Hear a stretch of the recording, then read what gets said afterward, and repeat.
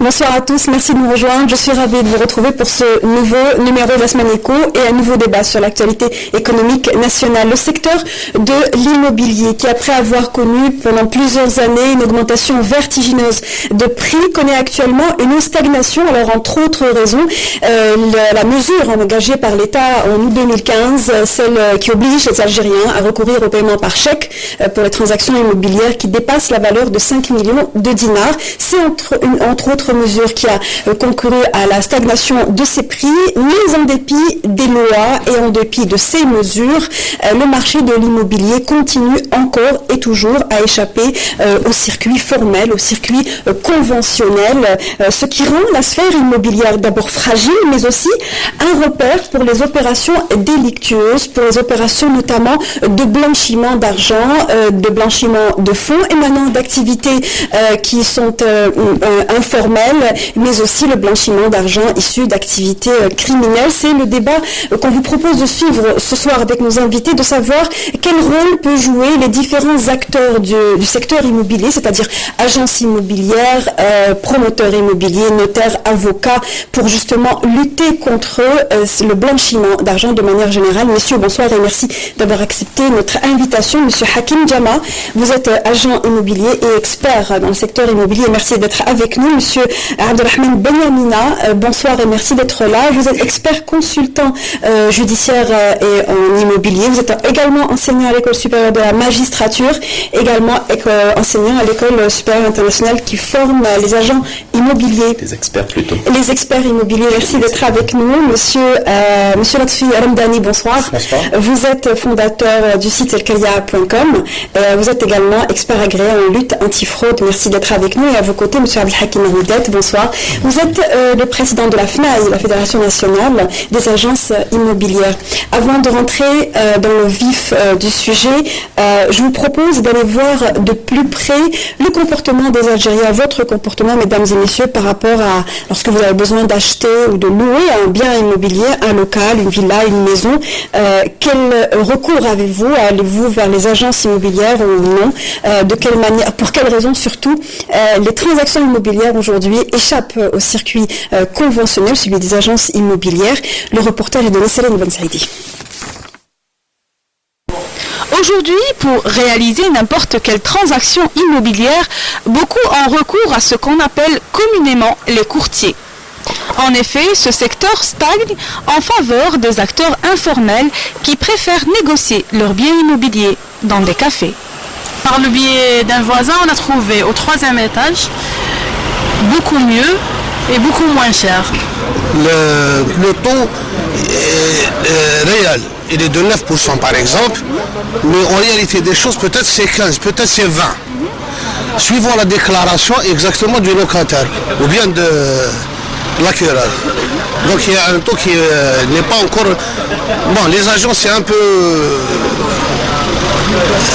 on peut dire que c'est un peu arnaqué. ما قلناش لاجونس ما كاش كاع ولكن انا قلت لك من ناحيه بورسونتاج من ناحيه التفاهم من النهار الاخر شويه صعيبه معاهم.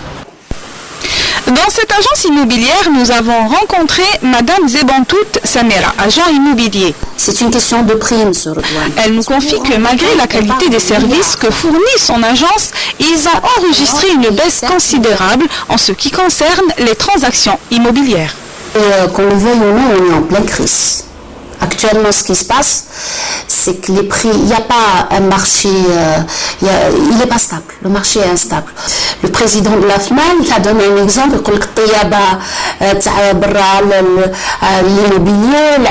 l'immobilier, c'est tout le monde. Il est clair que le marché informel a ralenti le secteur de l'immobilier. Mais ce n'est pas la seule raison. Ainsi, la flambée des prix du mètre carré, les différents programmes de logement lancés par le gouvernement, des raisons qui ont fait que le marché de l'immobilier se retrouve perturbé. Avant, il y avait plus de sociétés étrangères. Les sociétés étrangères cherchaient la sécurité, cherchaient le confort. Autant automatiquement les prix étaient élevés parce que le propriétaire, dès qu'il a affaire à un étranger, il augmente son prix. C'est lui qui augmente le prix. De nos jours, l'étranger se fait rare. Donc qu'est-ce qu'ils font les propriétaires? Ils se rabattent vers les nationaux. Et les nationaux, qui prend les villas à prix élevé? C'est les hauts cadres qui travaillent dans des grosses boîtes. Non, la société prend en charge le loyer. Et même maintenant, ça a changé. Les sociétés ne prennent que 50% du loyer du cadre. Ce n'est plus à 100%. En tant qu'agence, on est pénalisé parce que je préfère faire 2-3 transactions par mois que de faire une transaction chaque 6 mois. Pourquoi? Parce que les prix sont chers. Et actuellement, il y a beaucoup de personnes qui disent pourquoi je vais acheter en Algérie? C'est de la folie. Je préfère acheter en Espagne. Il y a beaucoup de clients qui disent à 400-500 millions, je vais acheter un appartement en Espagne. Ça parle de milliards. Les transactions illégales des lots de terrain, les sous-déclarations du bien immobilier et les ventes par procuration notariée sont devenues des pratiques courantes qui s'ajoutent aux maux que vivent les agents immobiliers. Nous, on est là, c'est bien, les agences. Mais quelqu'un qui veut frauduler, il préfère passer pas par une agence, il va passer par un intermédiaire qui est dans le coin, caché, en toute discrétion, etc. Donc maintenant, si on veut faire quelque chose, l'idéal c'est quoi? C'est déjà organiser les choses, encadrer cette profession pour déjà arrêter ce fléau. L'immobilier est devenu une valeur refuge pour le blanchiment d'argent. Ainsi, une grande partie de ce genre de transactions relève du marché informel. Les agents immobiliers considèrent que la lutte contre ce genre de pratique est l'une des actions prioritaires en vue de mettre de l'ordre dans ce secteur. On vient donc d'écouter le point de vue de citoyens algériens, mais aussi le point de vue de responsables d'agences immobilières. Alors, entre autres choses, j'imagine que vous avez énormément de choses à dire et en réaction par rapport à ce qui a été dit. Entre autres choses, il a été évoqué la question d'une crise. Selon, en tout cas, les gens qu'on a écoutés dans le reportage, serions-nous plutôt dans une crise des agences immobilières aujourd'hui? Est-elle accentuée aujourd'hui plus qu'avant, selon vous? Si vous me permettez, ça touche. Vous vous sentez interpellé, évidemment. Bien sûr. Donc la crise, on la sent en tant que professionnel, on la sent. C'est une crise réelle. Pourquoi? Parce que l'informel prend le dessus par rapport à ce qui se passe dans l'économie algérienne, pas uniquement dans le domaine de l'immobilier. Dans tous les domaines, c'est l'informel qui prime en Algérie. Exceptionnellement en immobilier, on voit que 80% des parts de marché sont à l'extérieur du cercle formel. C'est-à-dire que l'agent immobilier aujourd'hui, il se retrouve presque dans le chômage. Donc, pour ainsi dire, avoir un marché régulé, contrôlé ou tracé, c'est pas évident pour le moment. Si ça continue comme ça, croyez-moi que l'agent immobilier déposera les clés sur le paillasson et partira dans le café du coin pour essayer de travailler comme les autres. Donc s'aligner, donc le formel serait... On a pris plus intérêt à s'aligner à l'informel. On a pris le dessus et nous avons constaté que l'informel est plus important aujourd'hui. Être dans l'informel, c'est mieux que d'être dans le formel. C'est l'impression qu'on donne à l'Algérien et surtout à l'agent immobilier. L'agent immobilier aujourd'hui, avec toutes les charges et tous les problèmes qu'il a, il est dit dans le reportage, on se retrouve avec une transaction par année. Par contre, le Simsar du coin, il se retrouve avec 10 à 15 transactions par année. Il y a cette, comment dirais-je, discordance ou ce déséquilibre qui ne peut pas demain, parce que le sujet d'aujourd'hui, c'est le blanchiment d'argent. Si on continue comme ça, on ne pourra jamais tracer les transactions, puisque ça se passe à l'extérieur du cercle formel. Monsieur Alamdani, est-ce que vous pensez justement que finalement, le marché algérien s'oriente vers un informel, en parlant du secteur immobilier? Non, je pense que non. En fait, la solution, en tout cas, à ce problème des agences immobilières, ça serait de lutter contre le blanchiment d'argent. Parce que si on veut définir le blanchiment d'argent, c'est de donner un aspect licite à des revenus illicites. Et ça peut être soit le fruit d'un crime, vente de drogue, de stupéfiants, ou même en fait une activité qui est réglementée, qui est l'activité d'agence immobilière, où il faut un agrément pour exercer cette profession. Et si on exerce son agrément, on est hors la loi. Et tout l'argent qu'on peut récolter de cette activité, il est illicite. Et du coup, on va essayer de le blanchir, d'essayer de l'investir ou de le rentrer dans le circuit financier. Et c'est là tout l'intérêt de la lutte anti-blanchiment. Et aujourd'hui, pourquoi on parle de lutte anti-blanchiment dans le secteur de l'immobilier? Parce qu'en fait, on a l'impression que cette frange de professionnels n'est pas sensibilisée aux obligations qui dictent la loi sur la lutte anti-blanchiment, la 0501. Et du coup, si on a une lutte effective et efficace dans tous les secteurs, de facto, en fait, le courtier, en fait, c'est une activité réglementée aussi. Hein. Oui, ça. On est difficile de trouver un nom à cette personne-là. On peut l'appeler SEMSAR, comme SEMSAR, voilà, oui. Difficile de trouver l'équivalent en français. C'est ça, en fait. Le SEMSAR, en fait, cette activité, c'est en luttant contre le blanchiment d'argent et financement de terrorisme, on va lutter contre cette activité. Donc le fait de gagner beaucoup d'argent, il aura beaucoup de mal pour blanchir cet argent et de l'injecter dans le circuit financier. Et du coup, ça sera plus rentable pour lui, même s'il gagne beaucoup d'argent, s'il ne peut pas les investir. Et c'est tout le but d'un blanchisseur d'argent. Alors justement, on va rentrer plus en détail dans la question justement du blanchiment d'argent. Aujourd'hui, est-ce que c'est du domaine du possible que d'inverser la vapeur, on va dire, passer du SEMSAR à une activité, à des agences immobilières peut-être plus nombreuses et plus florissantes. Allez-y, monsieur. Voilà, je vais essayer quand même de définir l'implication de l'agent immobilier dans le marché de l'immobilier. Que ce soit dans le domaine de la prévention, de la lutte contre le blanchiment d'argent ou le financement du terrorisme, l'agent immobilier est là. Et aussi, la structuration en termes de régulation, de perspective ou même de prospective. L'agent immobilier est un acteur essentiel. Et il faut que les pouvoirs publics doivent l'associer comme un partenaire. Mais réglementairement, est-il un partenaire de facto dans cela? Parce que vous, voilà. C'est la question. C'est ce qu'on définit justement.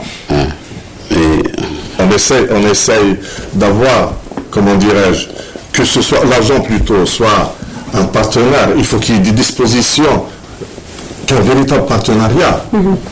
Ensemble, les pouvoirs publics, ou l'administration et l'agent immobilier qui est sur le terrain au quotidien.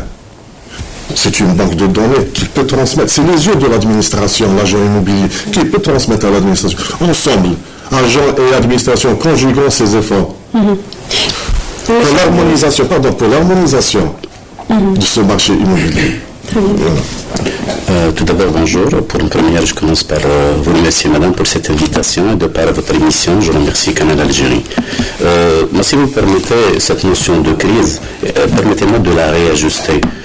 Parce que je m'interroge sur une chose. Est-ce qu'on est en train de parler de la crise des professionnels ou de la crise de l'immobilier? Moi, si j'ai bien compris le titre de cette honorable rencontre, qui est dans l'intérêt du citoyen, surtout pour l'éclairer, c'est le secteur de l'immobilier. Et si vous permettez que je dise une chose, je considère que le citoyen, qui est l'acquéreur principal, premier et fondamental, est en crise depuis longtemps.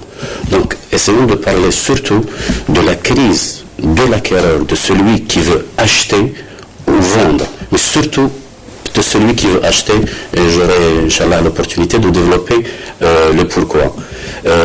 Certainement, et c'est pas moi qui le dis, c'est la loi, et c'est le terrain aussi, l'agent immobilier est un acteur principal, mais il y a une chose qu'il faut noter, ce n'est pas le seul acteur. Il y a plusieurs acteurs. Et pour pouvoir distinguer les acteurs, je pense que la première des choses à mettre en exergue, c'est le processus, c'est le process. Parce que si on veut maintenant répondre à cette question, qui est le secteur de l'immobilier, et par la suite avec notre spécialiste, M. Ramdani, le blanchiment, je pense qu'il faut se mettre d'accord sur une terminologie qui est réglementée, qui est en pratique.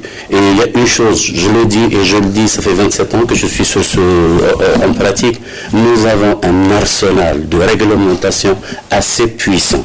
On se posera la question, qui doit l'appliquer et qui doit être informé. Le process, il est simple. Quelqu'un veut acheter un bien ou quelqu'un veut produire un bien. Il achète un terrain, qu'il soit propriétaire, qu'il soit promoteur. Puis après, il construit du bâti sur ce terrain. Mais c'est quoi l'immobilier? Est-ce que c'est le terrain? Est-ce que c'est le bâti? Beaucoup de gens ne le savent pas. Mais réglementairement parlant, pour ne pas encombrer le citoyen dans les textes qui nous incombent à l'éclairer sur ces points, l'immobilier est un mariage consenti, je dis bien consenti, entre le terrain et le bâti. Pourquoi je parle de consentement? Parce qu'il y a une réglementation qui est le droit des sols, qui informe ce bâti et lui dit, attention, pour vous recevoir sur mon terrain, vous devriez respecter ce droit des sols. Si je veux vulgariser ce terme par rapport aux citoyens, c'est ces actes d'urbanisme, c'est ce permis. Donc attention, la crise, c'est la crise du citoyen. Le citoyen. Justement, vous disiez que c'était le citoyen qui était davantage en crise que les agences. J'imagine que c'est aussi un sujet à débat, mais en quoi justement est-il en crise? Est-ce que vous parlez de l'accès? Absolument, surtout ça. Je parle parce que c'est quoi une crise pour un citoyen? C'est le déséquilibre fatal entre ses revenus et ses capacités d'acheter. Quand le citoyen se retrouve à ne pas pouvoir acheter, même si là le montant, il n'arrive pas à avoir les 15, les 20 millions de dinars, mais surtout la grande difficulté, quand nous avons des banques, et le citoyen ne peut pas aller faire cette banque pour demander ce crédit, parce qu'il y a un autre problème qui se pose, c'est cette capacité de remboursement qui est supérieure à ses revenus. Donc la crise, elle est là. Mais je porte une deuxième interrogation, je cède la parole à mes collègues, loin de moi de la monopoliser, mais surtout, est-ce qu'on est en crise? De par définition, la crise, c'est la solution à une bulle. Donc en fin de compte, la bulle, la question qui se pose, est-ce qu'on est en bulle? Je préfère laisser d'abord le sujet avancer et je vous remercie. Ce que je voulais dire en introduction, c'est dire, pour essayer de déballer un petit peu et de planter le décor et essayer de voir cette loi 0501 par rapport à l'activité de l'agent immobilier. La crise, c'est une autre histoire. Moi, je parle de la crise de l'agent immobilier. Pourquoi? Parce que la loi 0501, l'agent immobilier est un élément important dans les déclarations de soupçons. C'est dire que la loi, elle est là. Pourquoi j'ai dit 80% de transactions sont à l'extérieur? Ça veut dire que la loi 0501 ne pourra jamais être appliquée si on continue dans cette crise et dans ce marché informel. Voilà un petit peu ce qui se passe. Le terme d'aujourd'hui, c'est le blanchiment d'argent. Le paradoxe étant que M. Benhamina a dit que les Algériens étaient en crise, qu'ils avaient des difficultés à accéder au logement, aux locaux également, mais que parallèlement à cela, on dit 80% sont dans le circuit informel. Donc il doit bien y avoir un souci quelque part. Ce que je voulais dire par là, c'est vrai ce que dit... C'est-à-dire qu'il y a une demande. Non, il y a une demande. Non, le problème qui se pose, restons dans le contexte, c'est dire la loi 0501, comment l'appliquer? Il y a des acteurs qui ne sont pas des institutions financières, qui sont les professions libérales, telles que les notaires, les agents immobiliers, les huissiers, les promoteurs, là où transite beaucoup d'argent. Mais ce que je veux dire par là, comment comptez-vous appliquer cette loi s'il y a un marché informel qui domine l'économie algérienne? C'est la question qui est posée. Alors, moi je réponds à M. Ridet que c'est la solution est dans la 0501, dans la loi en fait. Parce que la loi, pourquoi il y a beaucoup d'assujettis? Parce qu'il n'y a pas que les banques. On a cette idée reçue qu'il n'y a que les banques qui luttent contre le blanchiment d'argent. C'est faux. Parce qu'on a la liste des assujettis, ce qu'on appelle assujettis, c'est tous les métiers qui ont l'obligation de lutter contre le blanchiment d'argent. On a les banques et les institutions et les établissements financiers. Mais on a aussi les agents immobiliers, les notaires, les commissaires aux comptes, les architectes, les promoteurs. Et en fait, pour contrer ces gens qui travaillent dans le noir, c'est le jour où il va essayer d'utiliser son argent il va essayer soit d'acheter de l'immobilier, d'acheter une voiture ou passer carrément à la banque. Et c'est là en fait quand on a plusieurs acteurs, plusieurs remparts, on parlait la dernière fois lors de la journée de sensibilisation qu'on a organisée de remparts et on disait que l'agent immobilier, le professionnel immobilier, c'est le premier rempart à la lutte anti-blanchiment. C'est pas le seul, il y a la banque et après quand on a beaucoup de remparts, on a l'agent immobilier, donc on va essayer, si l'agent immobilier faille à ses obligations, donc on a derrière le notaire qui va essayer de détecter le soupçon et faire la déclaration de soupçon.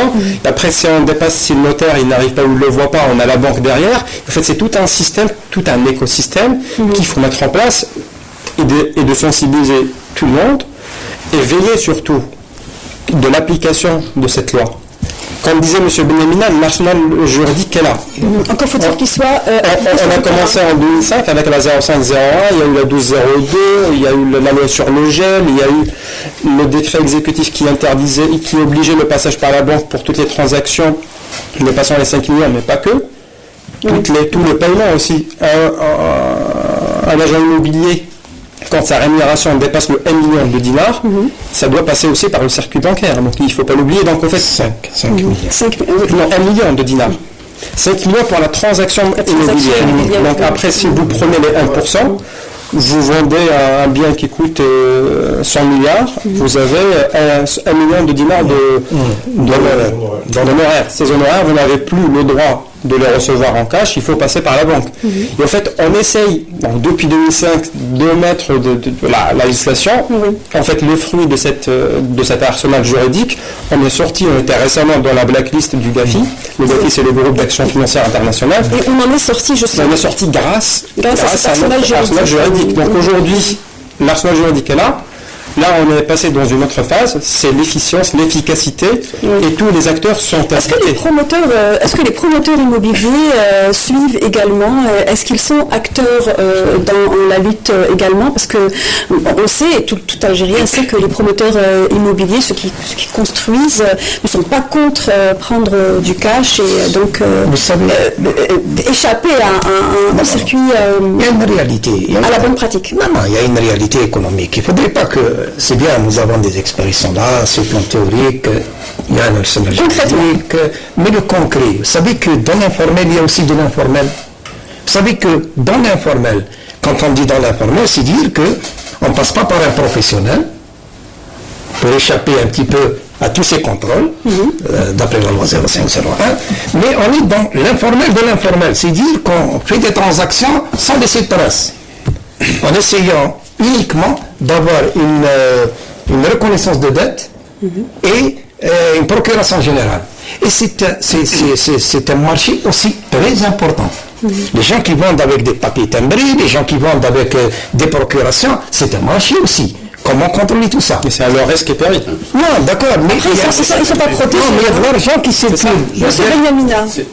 Allez, je vous en prie. Allez-y. Je vous remercie. Juste une précision de ce point de traçabilité. Si vous permettez que je réajuste. C'est quoi une traçabilité d'abord d'une transaction immobilière? Avec tout le respect que je dois à l'agence immobilière, effectivement, je le dis, je le redis, je le confirme, je le souligne, c'est un acteur important. Mais je reviens à dire que c'est un acteur parmi tant d'autres. Donc en fait, compte la traçabilité. Supposons qu'une agence immobilière est absente d'une transaction. Et attention, ça peut arriver, il y a le PAP, de particulier à particulier. Est-ce que vraiment on perd toute la traçabilité? En dehors de ce marché, si vous permettez que je diverge avec vous, que je considère étroit, d'acheter en reconnaissance de dette, d'acheter en papier timbré, le papier timbré est réglementé depuis le 1er janvier 71, donc la traçabilité est liée. Pourquoi liée? J'achète, sous réserve du prix que je déclare, et là je laisserai le soin à M. Rindani de développer par rapport au blanchiment. Si vous permettez juste l'idée, sinon si vous voulez parler, je vous laisse pas de souci. Donc, mais la traçabilité finalement, en fin de compte, qu'est-ce que je fais? Je me déplace chez le notaire. Même si je ne passe pas... C'est la garantie légale. Le notaire absolument, la garantie légale. Je termine juste l'aboutissement de cette transaction. Je passe chez le notaire, et le notaire, de par sa mission juridique et réglementaire, qu'est-ce qu'il fait? Il va prendre le dossier au niveau de la conservation, il va prendre le dossier au niveau de la fiscalité, mais la traçabilité, elle est là. Maintenant, la qualité de cette traçabilité par rapport au prix, effectivement, elle est discutable. Ah ben justement, mais le prix c'est justement l'un des talons d'Achille des transactions immobilières. On est souvent à quelques zéros de moins par rapport à la valeur réelle. Mais là, il y a une toute petite nuance, mais c'est une bombe sur le marché immobilier. Énormément de nuances, et j'apporte la précision, énormément de nuances entre le prix et la valeur. Et là, à un moment donné, je me pose la question et je m'adresse principalement à M. Ouidat, il est là sur le terrain, même si l'expert n'apporte pas que de la théorie. L'expert, il est là, il évalue sur le terrain, il fait de l'expertise immobilière, il détermine une valeur. Vous voulez dire que les biens immobiliers ne sont pas évalués à leur juste valeur? Absolument, à leur juste valeur. Ils ne sont pas vendus. Vendus plutôt, absolument. Absolument. Mais cette juste valeur, le citoyen ne la connaît pas. Et pourquoi ne la connaît pas? Parce que pour déterminer cette juste valeur, et aussi qui est réglementée depuis 2010 au niveau des normes financières. Donc on parle de juste valeur et on ne parle pas d'une valeur comme ça. C'est quoi la juste valeur? Elle est déterminée par un expert professionnel, et cet expert professionnel doit articuler sur 4 pivots. Je dis ça et je vous cède la parole. L'articulation de droit, l'articulation technique, l'articulation économique et l'articulation fiscale ou financière. Ces 4 articulations, le citoyen ne les connaît pas, il ne peut pas les connaître. Il s'adresse à l'agence parle de prix. Le prix, c'est la finalité d'une transaction, à quel prix je me suis convenu avec monsieur X pour vendre ou acheter cet appartement. Par contre, la valeur, c'est la trajectoire de l'expertise, et elle permet aux citoyens de lui donner... Mais les prix ne sont pas dits ou donnés à leur juste valeur, que ce soit une agence ou que ce soit un opérateur, un courtier, on va dire. Qu'en pensez-vous? Il y a un manque de visibilité sur la valeur réelle, quel que soit finalement le circuit. Tout à fait normal, parce que l'agent immobilier n'est pas le seul intervenant dans le marché. D'ailleurs, pour parler des fausses déclarations, on est impuissant d'imposer une hauteur de déclaration de prix, par exemple comme le barème ou je ne sais pas, la hauteur à déclarer la valeur réelle du bien. Voilà, du bien. Donc on est impuissant. Qui aujourd'hui pousse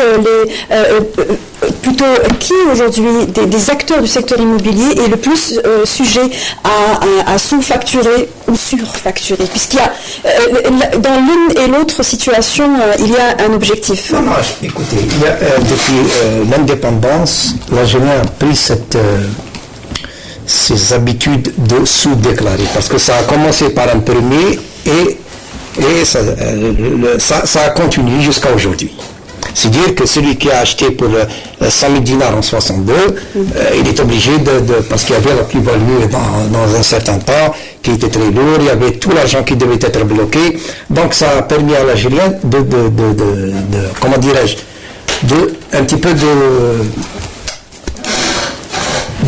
comment dirais-je,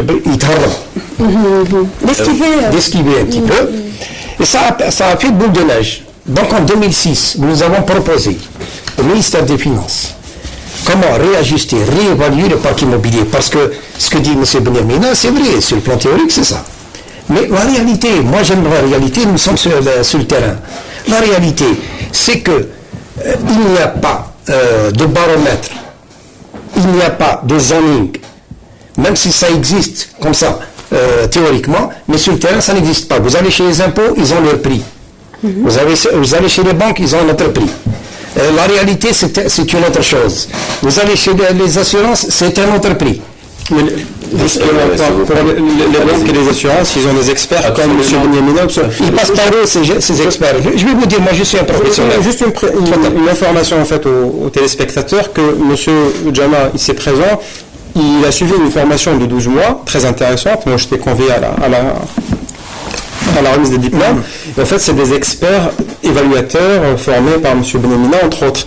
Et c'est aujourd'hui, on a sur le marché algérien des experts qui sont diplômés, avec un diplôme international. Ils sont une soixantaine. Ils interviennent à quel niveau ? C'est les banques, les établissements en fait, on fait appel à eux pour évaluer un bien intrinsèquement. On ne parle pas de prix, on parle de valeur intrinsèque d'un bien immobilier. Et c'est leur expertise en fait qui existe aujourd'hui. et on aimerait bien que cette formation soit démocratisée, qu'on aura plus d'experts ou un agent immobilier, parce que c'est un agent immobilier, donc il a la double casquette d'expert et agent immobilier, il est plus à évaluer la valeur intrinsèque d'un bien, et après on parlera de prix. En passant par les banques, c'est ce qu'elles font un petit peu. Si vous permettez la précision, c'est-à-dire je reviens toujours aux 4 articulations qui sont les fondamentaux de la formation absente, de ce professionnel absent sur le terrain. C'est que les fondamentaux, c'est le droit, le technique, l'économie et la partie fiscale. Il y a juste une précision à faire, que cette formation, on parle comment former les experts immobiliers. On ne va pas réinventer l'eau chaude. Cette formation a été basée sur un standing international. Les compétences requises pour pouvoir s'attaquer au marché et construire une cartographie, mais pour quelle utilité? C'est la première question qui se pose. Pour l'utilité, pour apprendre, je dis bien avec tout le respect que je dois aux citoyens qui m'écoutent, mais il faut apprendre à acheter. Qu'est-ce que j'achète avec 15 millions de dinars? Est-ce que j'achète une bâtisse sans permis de construire? Est-ce que j'achète un appartement où les parties communes sont délabrées? Est-ce que j'achète une habitation où il n'y a pas d'étanchéité? Attention, on parle d'un sujet important. On est où maintenant? On est dans un bien immobilier. Quand je quitte cette salle, je vais où? Je vais dans mon bureau, c'est un bien immobilier. Quand je quitte mon bureau, je fais chez moi, c'est un bien immobilier. On touche à l'essence. Il y a juste, pour moi, pour apporter une précision, effectivement, il y a plusieurs catégories. Mais restons sur la grande masse de la cartographie. Je reviens et je dis que la grande masse, elle est chez le citoyen. Même s'il y a des gens qui ont une aisance financière, ils se permettent d'acheter certains biens, mais on voit sur la cartographie, c'est le citoyen qui est touché. Juste une précision aussi technique sur le marché. M. Ouidat a parlé des impôts, le marché des impôts, le marché des banques, le marché réel et le marché informel. À un moment donné, on se pose la question, est-ce que c'est naturel? On est en train de dénaturer ce marché. Attention, c'est très naturel. Les gens, à un moment donné, quand ils viennent nous demander l'évaluation, ils nous posent la question suivante. Qu'est-ce que vous allez prendre comme prix? Est-ce que vous allez prendre les prix des domaines? Et les gens confondent entre les domaines et la conservation. Attention, il faut savoir à qui s'adresser. C'est dire aussi qu'ils ont des réponses divergentes d'un acteur. Plutôt, absolument. Et c'est là où le professionnel que je suis, que M. Djama, et on est juste pour la précision, sur cette formation qui est du standard international, d'ici la fin d'année, il y aurait 80 experts. Avant, avec tout le respect que je me dois, et je dois aux experts qui sont sur le marché, j'aurai peut-être tout à l'heure l'opportunité d'apporter une précision. Qui sont ces experts qui sont en train d'agir? Quelle est la qualité de formation? Quelle est notre compétence? Alors justement, pour parler du rôle que peuvent avoir ces experts, je vous propose d'avancer dans le débat et vous pourrez réagir, M. Ouidat, par rapport à cela.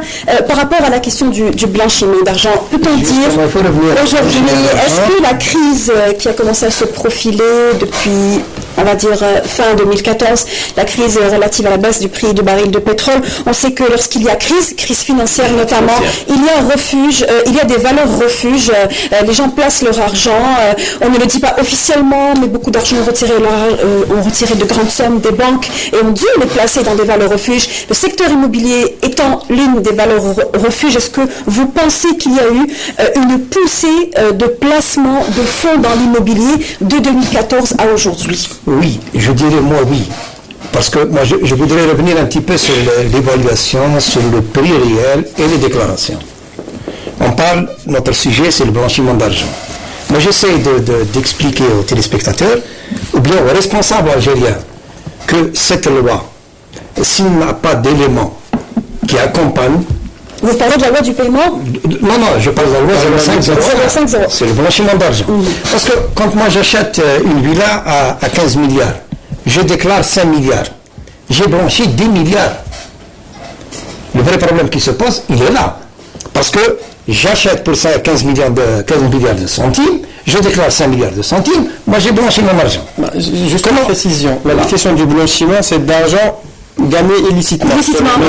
D'accord. Si j'ai 15 milliards attention. Donc on peut parler, en tout cas comme ça, ça ne répond pas à la définition du blanchiment. Voilà. Parce que si j'ai 15 milliards sur mon compte, je le retire, j'achète un bien immobilier, je le déclare à 5 milliards, après c'est un autre débat.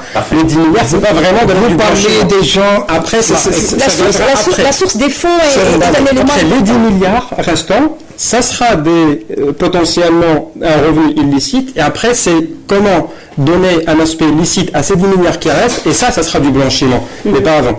C'est juste une précision.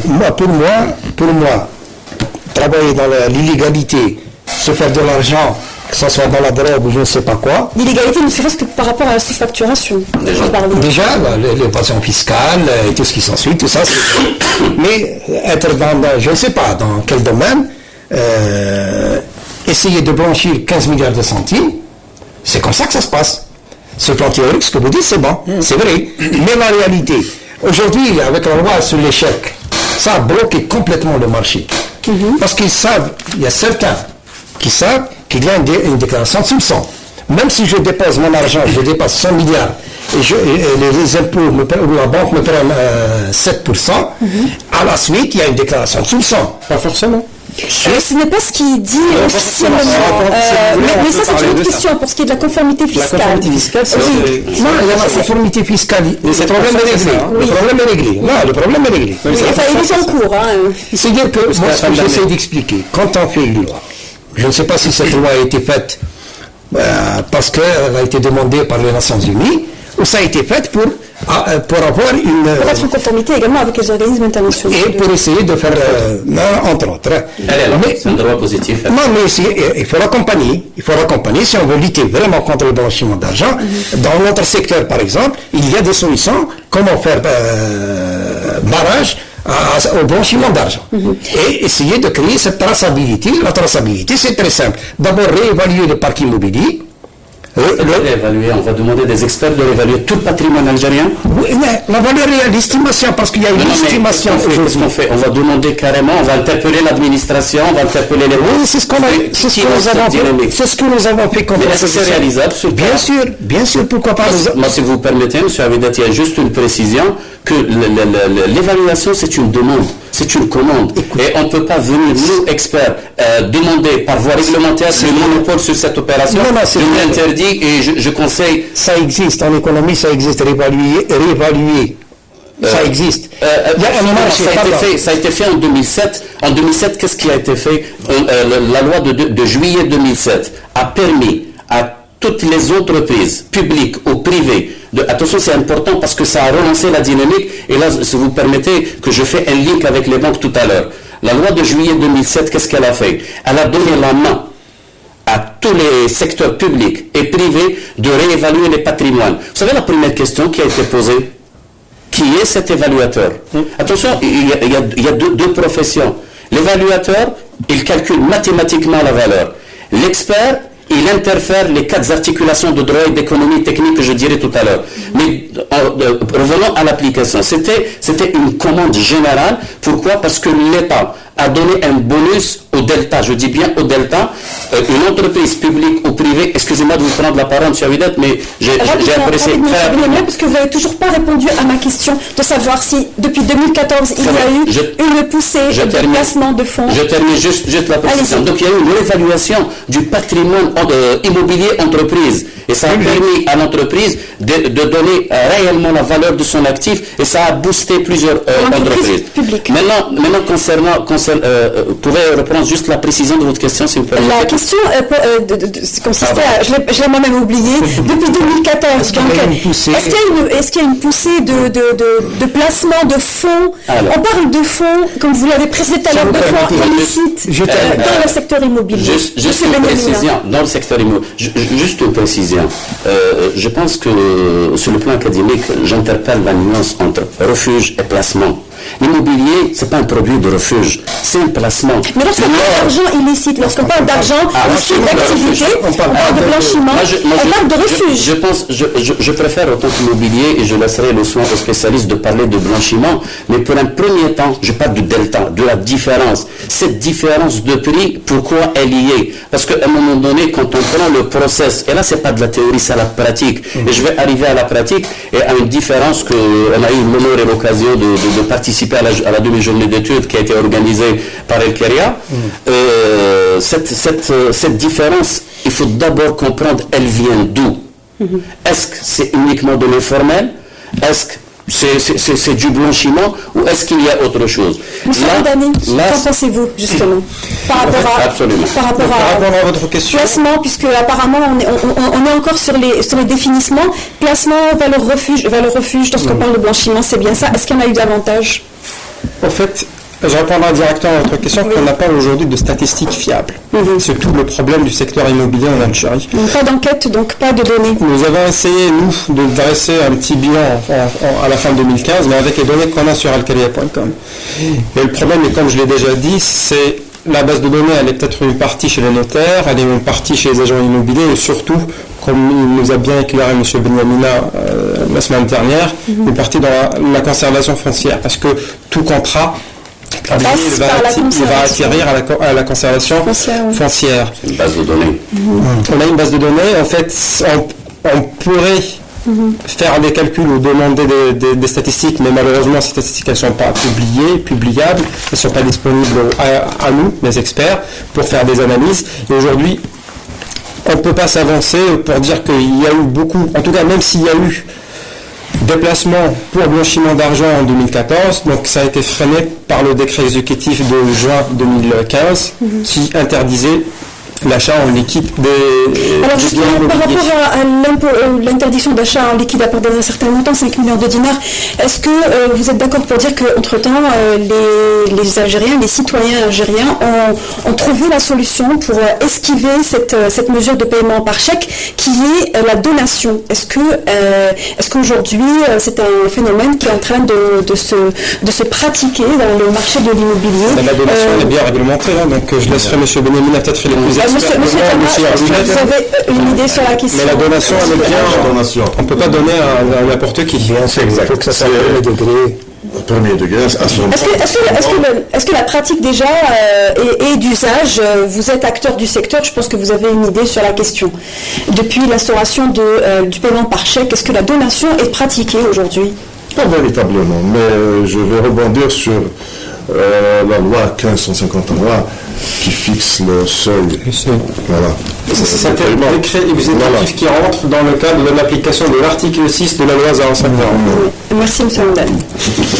Merci. Donc pour dire qu'on est toujours dans la lutte anti-blanchiment. Parce que les gens, quand ils ont commencé à parler de ce décret exécutif, on parlait de l'immobilier, de la fraude, mais on a oublié que c'est sous l'égide de la loi anti-blanchiment. Il ne faut pas l'oublier, c'est ça. Le constat, il est là. Le volume des ventes a reculé d'une manière importante, alarmante même.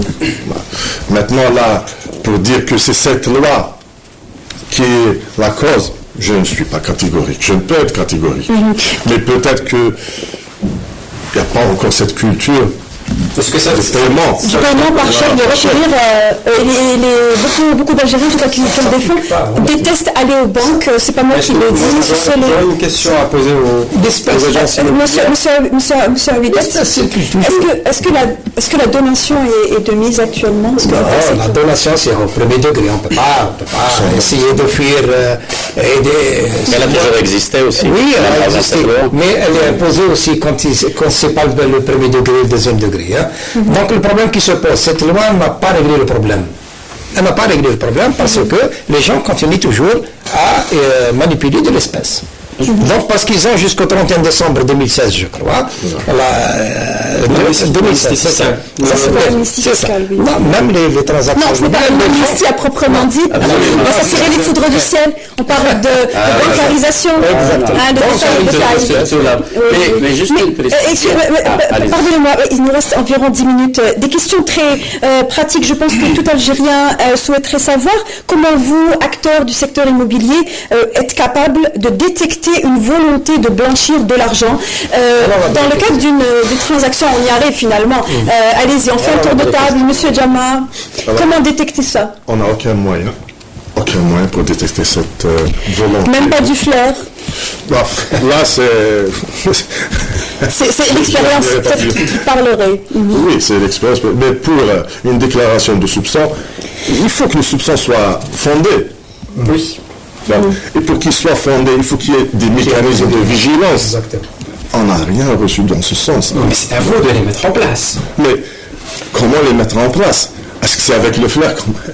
C'est encore d'autant plus difficile que de se dire, bon, un client est venu chez moi, je vais prendre son nom et je vais le transmettre à la cellule de traitement du renseignement financier. C'est une décision délicate, M. Benyamina. Si vous permettez, le vécu de l'agent immobilier. Vous savez, nous, depuis 1998, on parle de la relation contractuelle entre l'agent immobilier et le client, pour essayer de laisser des traces. Vous savez que la majorité ne signe pas les mandats.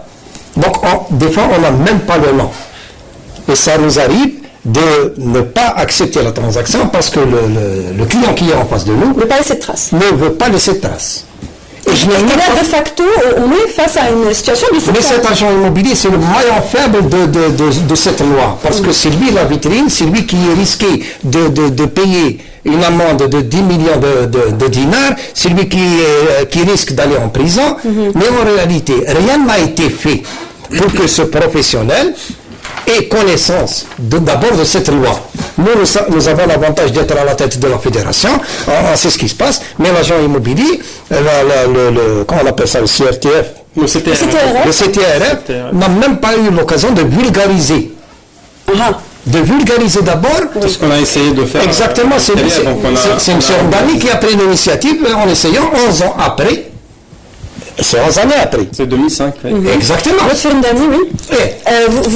Vous pensez qu'il y a une déconnexion entre les... En fait, la loi, elle est très claire. Elle a le mérite d'être claire, en tout cas. C'est bien structuré. Il y a beaucoup d'obligations vis-à-vis des assujettis, donc que ce soit agent immobilier ou banque, ou établissement financier. Il y a toute une partie de formation et d'information, donc on exige des acteurs de la lutte anti-blanchiment d'être formés. Moi, j'ai beaucoup formé les banques et je forme toujours avec une école de formation. Et on essaie de leur inculquer, de leur montrer en fait les techniques et le soupçon, en fait, la détection, ce qu'on appelle en anglais les red flags. C'est des petits drapeaux rouges. Quand on les voit, il y a potentiellement un soupçon de blanchiment. Quand il y a une personne qui arrive, ça clignote, en fait, un agent immobilier, quand il y a une personne qui arrive, elle ne veut pas décliner son identité, parce que c'est une obligation de la loi aussi de demander une pièce d'identité avec photo et une résidence. C'est mignon, mais c'est pas fait. En tout cas, beaucoup de monde ne le font pas.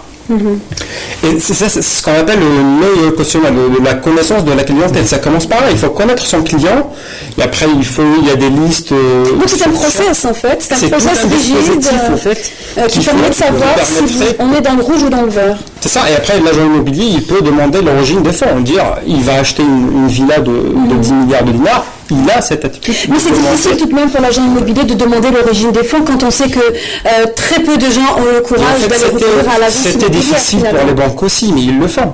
Ah mais les banques n'ont pas le choix, elles ont la banque centrale au-dessus de la tête. Monsieur Benyamina, juste une précision, c'est vrai ce que vous dites, parce qu'ils n'ont pas le choix, parce qu'ils ont la Banque d'Algérie sur le dos. Et ces professionnels, les autres professionnels, entre autres les métiers immobiliers, on n'a eu aucune instance de contrôle. Et c'est ça le problème en fait. On a une loi, elle est très bien, mais pour l'exécution, pour avoir un contrôleur qui va vérifier que les agents immobiliers, les promoteurs, les noteurs, les CAC, ils ont bien fait leur travail, on n'a pas cette instance qui réglemente aussi, parce que la loi, elle est un peu pas rigide, mais elle est peut-être pas assez claire pour l'ensemble des acteurs. Pour l'appliquer, on ne peut pas avoir les mêmes exigences avec une banque commerciale qu'avec un agent immobilier. Donc on a question de finances, on n'a pas les mêmes finances pour former, pour s'informer et pour mettre en pratique toutes les dispositions légales. Je vous repose la question autrement, M. Benyamina. Est-ce qu'aujourd'hui les agences, ou pas seulement les agences immobilières, on ne fait pas les acteurs du secteur immobilier sont capables d'appliquer un process tel que le décrivait le Sfer Ndani? Alors, d'abord, la 05, je parle du process qui détecte le process qui détecte, justement, c'était mon interpellation le jour de la demi-journée organisée par M. Ndani. Je reviens toujours à la traçabilité. On a cité la première vague. Elle se termine où, cette transaction? Elle se termine au niveau de la conservation foncière et au niveau du fisc. Indépendamment du blanchiment, je parlerai de la différence. Parce qu'il faut d'abord détecter la différence et après, on va appliquer la loi. Est-ce que c'est de l'informel? Est-ce que c'est du blanchiment? Quelle est la source? Là, c'est le travail des spécialistes, ils y sont. Mais moi, en tant qu'expert immobilier, je dis une chose. que l'information, elle est là.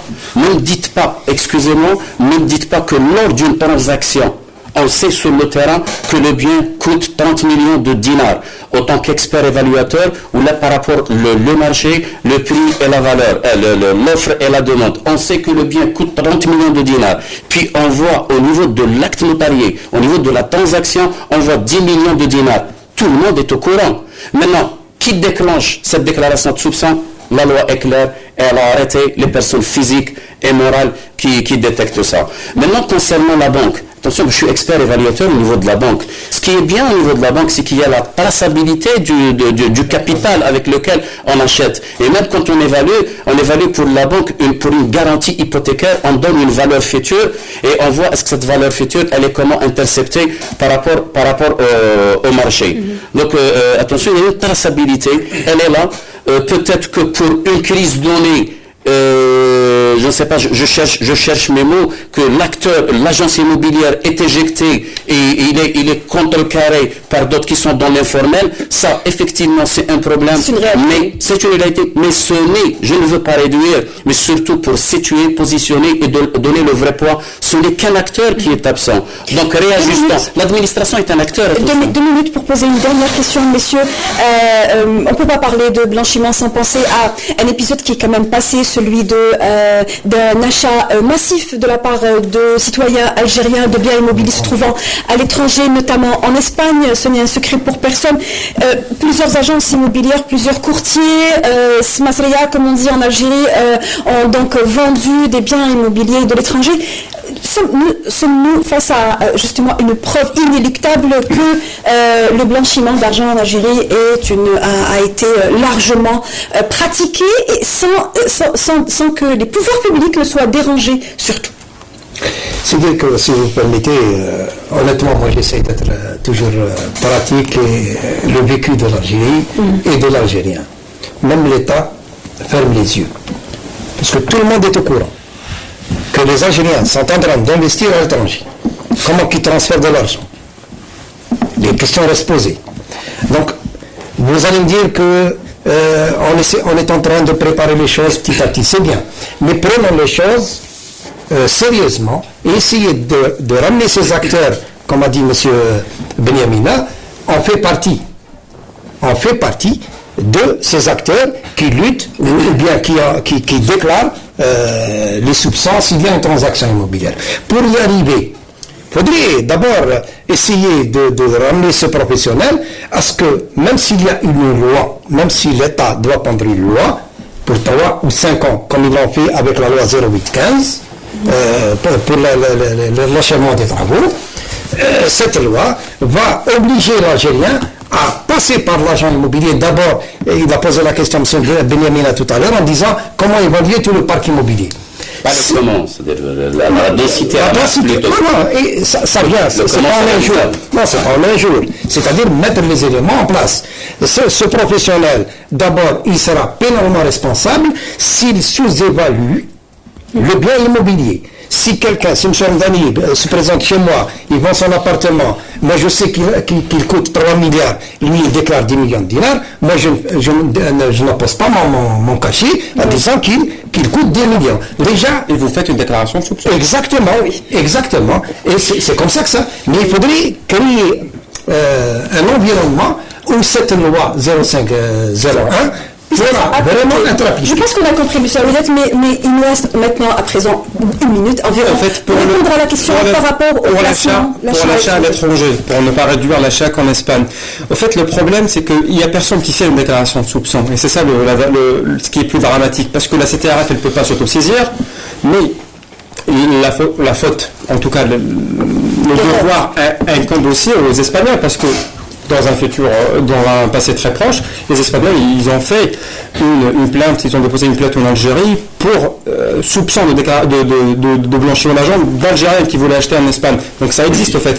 Et c'est à la banque espagnole ou le notaire espagnol ou étranger de demander l'origine.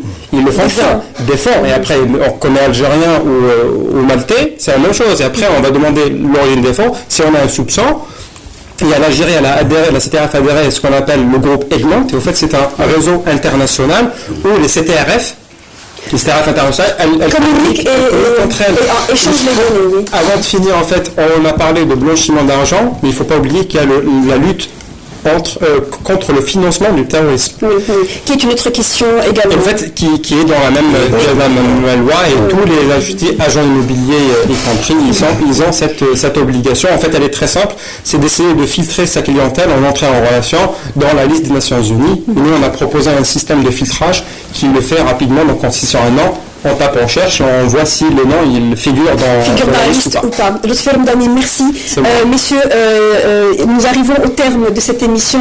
Nous avons largement dépassé le temps. Merci à vous de nous avoir suivis. Je rappelle que nous avions avec nous Monsieur Jama Hakim, agent immobilier, expert immobilier. Merci d'avoir été avec nous. Monsieur Benyamina, expert judiciaire immobilier. Merci d'avoir été avec nous. Monsieur Lotfi Ramdani, le fondateur d'Elkeria.com et Monsieur Aouizat Abdel Hakim, président du Fédération nationale des agences immobilières. Je rappelle que la thématique de ce soir portait sur le secteur de l'immobilier et du rôle des acteurs du secteur immobilier pour lutter contre le blanchiment d'argent. On se retrouve la semaine prochaine pour une nouvelle thématique liée à l'actualité économique. Pour ceux qui auraient pris l'émission au cours de chemin, la rediffusion est prévue pour demain à partir de 11h.